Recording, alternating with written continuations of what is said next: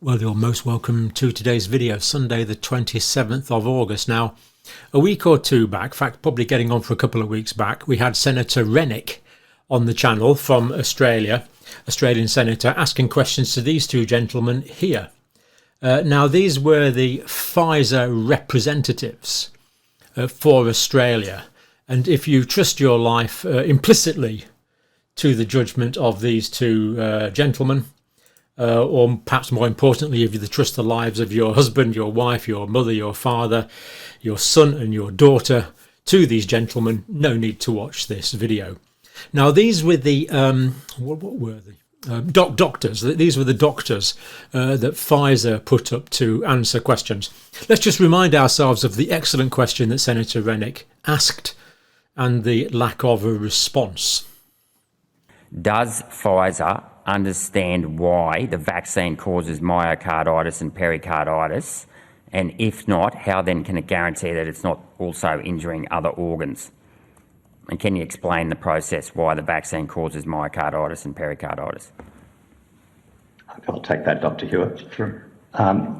Based on our clinical trials and pharmacovigilance data, as well as real-world evidence following the distribution now of billions of doses of vaccine, we retain confidence, strong confidence in the safety profile of the vaccine. Sorry, Chair, point of order.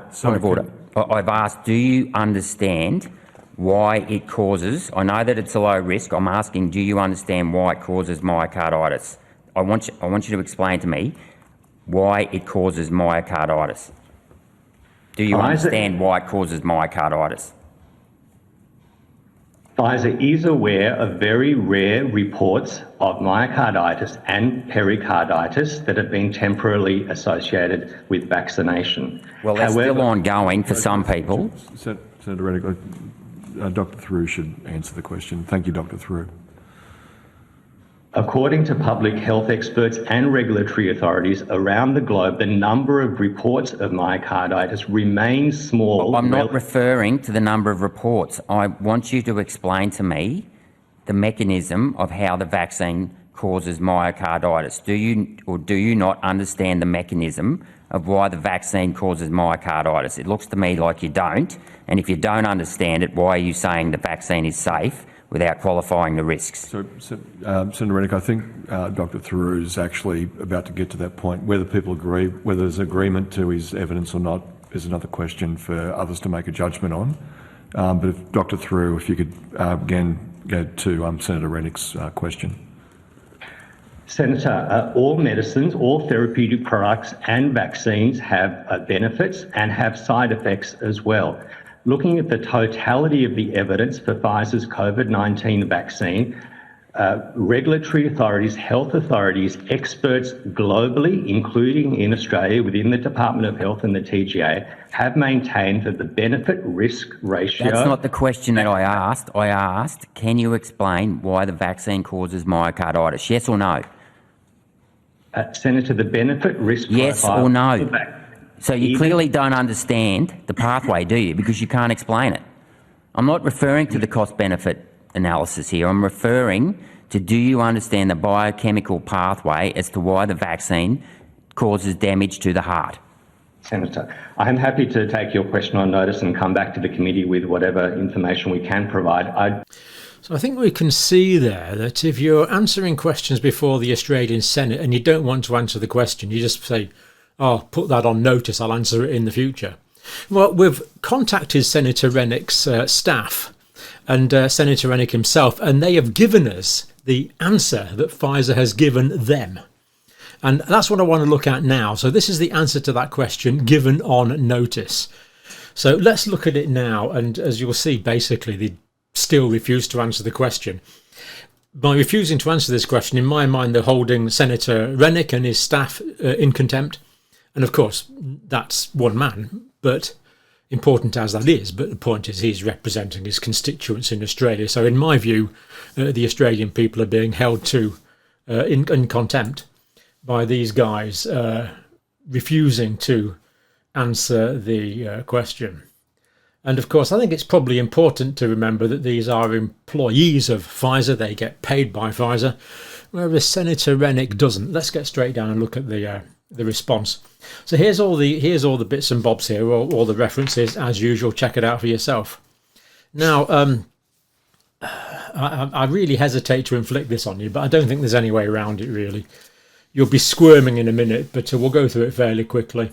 So that's the question. Excellent question from Senator Rennick. The mechanism of harm.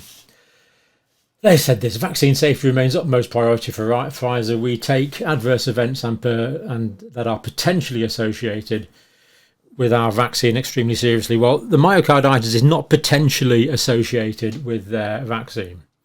There is a proven causal correlation. Now, if you don't believe me, let's just look at Senator Rand Paul on that now. Is there a higher interest or a higher incidence of myocarditis among adolescent males 16 to 24 after taking your vaccine? So thank you for the question, Senator. First, let me say we care deeply about safety, and we're working closely with the CDC and the FDA to Pretty much a yes or no. Is there a higher incidence of myocarditis among boys 16 to 24 after they take your vaccine? The data I've seen from the CDC actually shown that there's less myocarditis for people who get the vaccine versus who get COVID infection. You're saying that for ages 16 to 24 among males who take the COVID vaccine, their risk of myocarditis is less than people who get the disease. That is my understanding, That is not true, and I'd like to enter into the record 6 peer-reviewed papers from the Journal of Vaccine, the Annals of Medicine, that say the complete opposite of what you say. I also spoke with your president just last week, and he readily acknowledged in private that, yes, there is an increased risk of myocarditis. The fact that you can't say it in public is quite disturbing. So, Senator Paul is convinced, and he submitted the papers to support that. I'm not going to go into it now, but the evidence there is of a causal link. So a bit disingenuous there of the Pfizer Australia response. We closely monitor all such events and collect relevant information to share with the global regulatory authorities. Do you share it with the regulatory authorities? Fair enough, but why not share it with us? Anyway, does that answer the question of Senator Rennick? Absolutely not. Pathetic response, in my view. With hundreds of millions of doses of the original Omicron adapted bivalent Pfizer-BioNTech COVID vaccines administered globally, yawn, more than 4.6 billion vaccine doses delivered, and more than 4.6 billion vaccine delivered overall, the benefit risk profile of our vaccine is well established and remains positive. For not answering the question. Not answering the question. Answer the question. To date, hundreds of millions of people around the world have received our vaccines, and serious adverse events that are unrelated to the vaccine are likely to occur at a similar rate as they would be in the general population. Really? Well, that's not what Senator Paul's comment that we've just watched said. Did that answer the question? Again, no, they're not answering the question. Why don't they just answer the question? I think I can answer the question. Which I will do in a minute, but let's carry on looking at their response. If you are still maintaining control, as I'm struggling to do. It's important to know that every medicine and vaccine has side effects. Wow, thank you for telling us that. We weren't aware of... Don't be sarcastic, I was aware of that already. However, all approved medicines and vaccines are rigorously tested in clinical trials to ensure the side effects are manageable and benefits outweigh the risks. Manageable. So the side effects are all manageable. Tell that to some of the people that we've interviewed on my videos that have been disabled. And if you think all side effects of vaccines are manageable, tell that to the bereaved.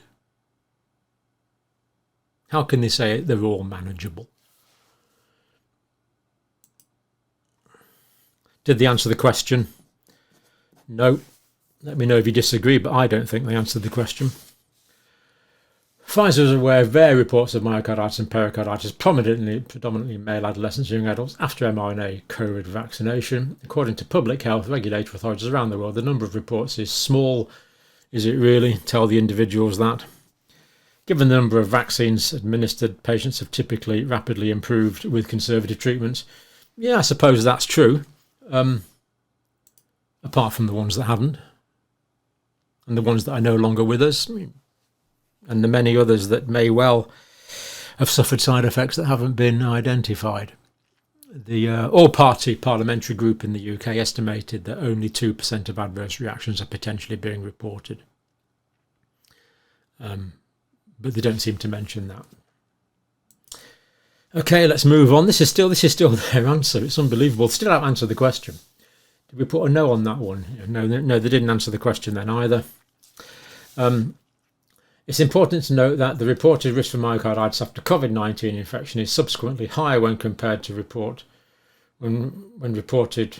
Hang on, let me read this again. It's important to note that the reported risk for myocarditis after COVID-19 infection is substantially higher than when compared to reported rates for individuals without COVID infections or after vaccination. Well, I hardly know what they've said there from the forming of words, but they certainly didn't answer the question. And we've seen from Anna to Paul, it's not true in all age groups by any means. And as well as that, the thing that really gets on my nerves here is, why are we talking about COVID in the past? We're talking about COVID infections now, which are nearly always mild, especially in young, fit people. Complications that might have occurred in the Wuhan strain, in the Alpha strain, in the Delta strain, are no longer occurring now, or occurring in vanishingly small amounts. We should be talking about vaccine safety now in comparison to risk now, not risk in the past. Still haven't answered the question. In addition to following up on any clinical and spontaneous reported cases of myocarditis, pericarditis, we are conducting several large-scale retrospective database studies that assess vaccine safety, including myocarditis, pericarditis in each age group. These studies take time to accrue sufficient data to be informative, given the rarity of event. Well, we're not talking about that. You were asked, gentlemen, about the mechanism of action. Answer the question you were asked. It's a bit like someone saying to me, when were the Torpuddle martyrs? And I don't know the answer, so I say Battle of Hastings 1066. When did the First World War end? And if I don't know the answer, I say Battle of Hastings 1066. Answer the question you were asked, please. But anyway, not there. So that's a no. Right. Although a number of hypotheses regarding the pathophysiological mechanism have been put forward, this is the first time they've actually addressed the question, the pathophysiological mechanism. The research data available are extremely scarce. Well, are they really? I don't think so. I think we've looked at loads and loads of studies, post-mortem studies from Germany, for example. Meta-analysis of post-mortem studies from the United States, for example. Not really that sparse. Quite a few papers have looked at that on that. The actual mechanism of pathogenesis of this adverse event post-vaccination, or at least we're admitting it's post-vaccination here, is far from being established. They still didn't answer the question. Is that a funny way of saying they don't know or science doesn't know? It's important to note that global regulatory authorities and medical societies continue to recommend COVID-19 vaccinations. Well, they do, but we've also noticed that doesn't answer the question. So the question taken on notice, in my view, emphatically has not been answered. In my view, contempt has been shown for the Australian people, and it's completely unacceptable. But are they going to get away with it? Are the Australian authorities going to let them get away with it? Now, I'm not picking on Australia here. It's just as bad in the United States, as we saw from Rand Paul, and it's just as bad in the United Kingdom here. So what is actually going on here? Well, I think that the risk here is possibly applicable to all mRNA vaccines, and you probably heard me talk about this before. Now, it's possible that there's some cross-immunity between the spike protein for SARS coronavirus 2 and the heavy chain of actin, which is a component of the actin and myosin contractile filaments in the myocardium. So there's cross-reactivity, that's a possibility. Why these two Pfizer doctors didn't seem to flag that up as a possibility, I couldn't possibly speculate. The next one, I couldn't possibly speculate about this either, but if you inject mRNA vaccines, it doesn't contain any antigen, so it goes into the arm, but we know the systemic distribution. And especially if there's inadvertent intravascular administration, it's going to go everywhere. But even if you give it into the muscle as supposed to, you're still going to get systemic distribution of lipid nanoparticles. They're going to go into the, maybe we could draw a picture here. They're actually going to go into the muscles, into the muscle and round about the body. Now, let's suppose that this here is one of the cells, the vascular endothelial cells, that is lining the coronary arteries. This is taking the blood supply through the heart. So we have these cells here with their individual nuclei, and these cells are lining the blood vessels that go through the heart, for example, going through the heart.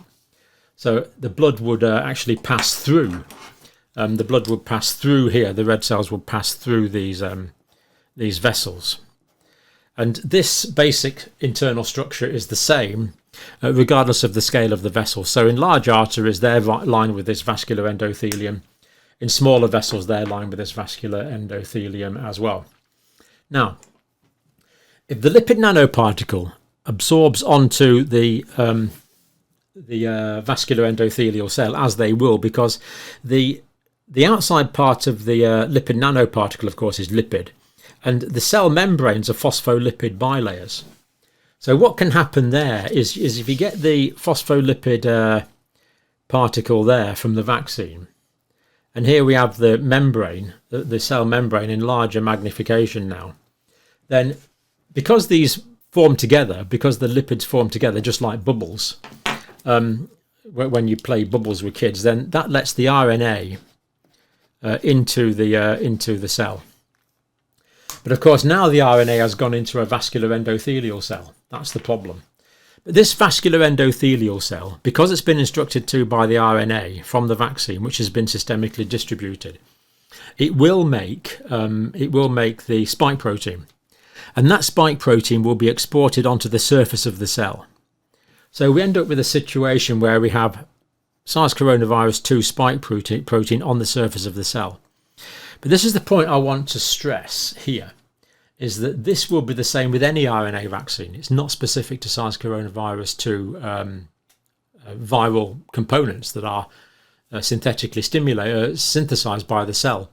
So any mRNA vaccine is going to have a degree of systemic absorption, and it's going to go into the cells of the lining the blood vessels, the vascular endothelium around the body, and this is going to happen.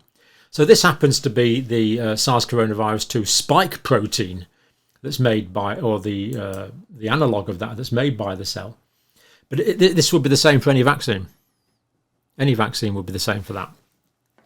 Anyway, then the body's white blood cells come along. For example, this could be a lymphocyte here. This is a lymphocyte with a large nucleus. And this, for example, could be what we call a cytotoxic lymphocyte. Cytotoxic. And cyto, of course, means cell. These are toxic to cells. So what these cytotoxic lymphocytes can do is they can release chemicals. And rather than take out the individual antigen itself, they'll just take out the whole cell because they see the whole cell is infected. And of course, that will cause inflammation. So we could get death of a vascular endothelial cell in the myocardium. This is potentially what is happening. So because the vaccine is systemically distributed, then antigen can be produced anywhere in the body, especially in the vascular endothelial cells, as I understand this, causing the inflammatory reaction, the immune system doing its job, attacking the body's own cells and destroying the body's own cells, or certainly causing inflammatory reactions in the body's own cells. And in the heart, you don't want that. That would be called myocarditis or pericarditis in the heart. Come to think of it, you don't want it in the liver either. That would be called hepatitis. But you don't really want it anywhere. You don't want excess inflammation anywhere. So this, to me, is a fundamental weakness in all RNA-based vaccines. You can't get away from the systemic distribution, as we understand the technology so far. That means antigen can be made in any vascular endothelial blood vessel lining cell anywhere in the body. Therefore, you get inflammation potentially anywhere in the body. Now, this is probably a fairly inconvenient piece of science to vaccine manufacturers. But I don't see any way around that. And it's a pity that these guys didn't take the opportunity to illuminate us with their science, because I would find it difficult to think that Pfizer doesn't know what I've just explained to you. This video is public domain. They're free to watch that, and they're free to respond to it. But if they didn't know that, it would be surprising. So it's a bit strange why they forgot to mention it in this written response, which, to tell you the truth, I'm not impressed with. Thank you for watching.